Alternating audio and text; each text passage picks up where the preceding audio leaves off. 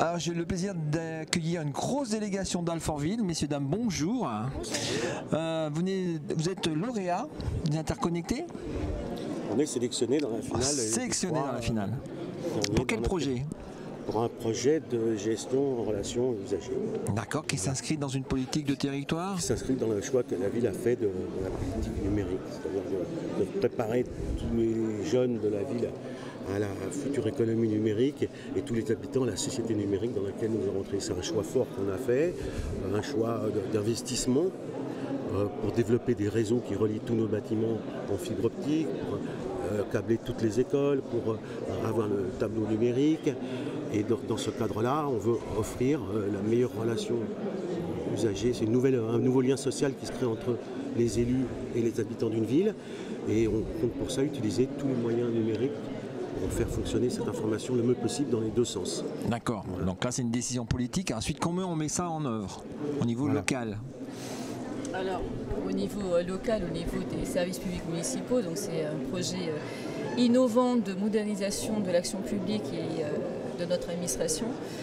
Tout d'abord parce qu'on l'a pris en mode projet, donc c'est un projet transversal qui nous a permis de décloisonner les services municipaux, puisqu'on a un nombre conséquent de services associés à ce projet et on est dans une dynamique de partage et aussi de développement des compétences.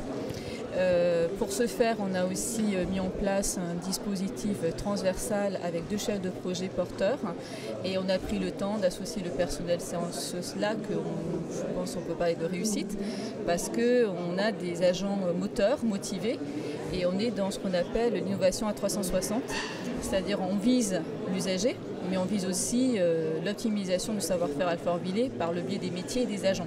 Voilà, donc il y a un cercle vertueux qui se fait. Donc tout un écosystème à mettre dans l'administration politique. Et porté aussi par notre directeur général délégué au service d'information, qui a été à l'initiation aussi de la mise en œuvre opérationnelle. Alors les écueils, les choses à pas faire, les choses qui ont bien marché.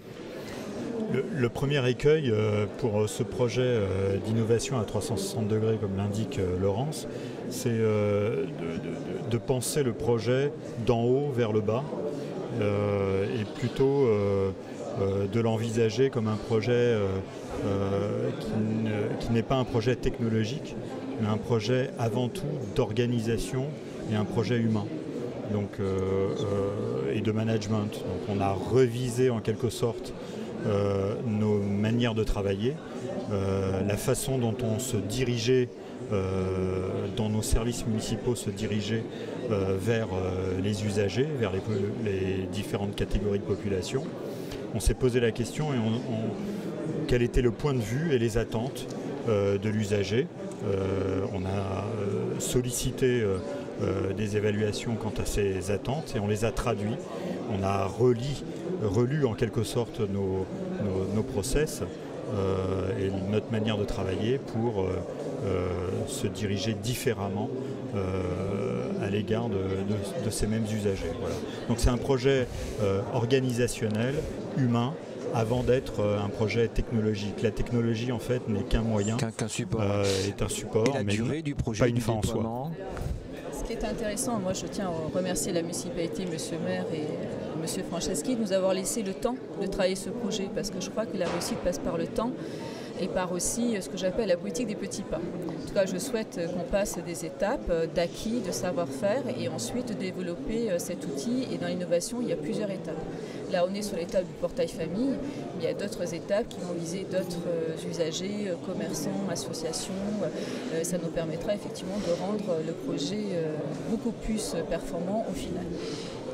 Voilà, nous, ça rentre dans le cadre du mieux vivre pour le quotidien, pour les habitants, que ce soit la voirie, que ce soit n'importe quel projet. Il apporte de la qualité de vie aux habitants en leur facilitant leur relation avec tous les services municipaux.